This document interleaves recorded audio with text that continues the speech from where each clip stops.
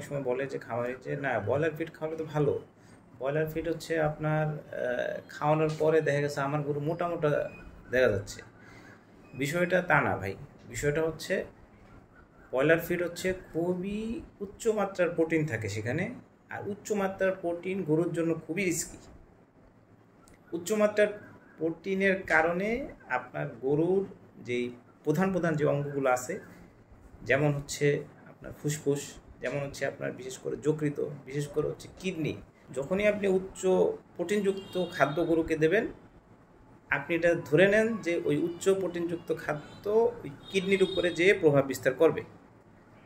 যখন kidney failure হয়ে যায়, কিডনির সমস্যা দেখা দেয়, তখন কি হয়, তখন পানি শরীর থেকে বেরোতে পারে না, যার কারণে আপনার মাংসে পানি জমে থাকে, যার কারণে গরুকে মনে হয় যে আপনার গরু মোটা হয়ে গেছে, হ্যাঁ মোটা তাজা হয়ে গেছে। কিন্তু এর পরিণাম কিন্তু ভয়াবহ খারাপ হতে পারে যে কোনো সময়।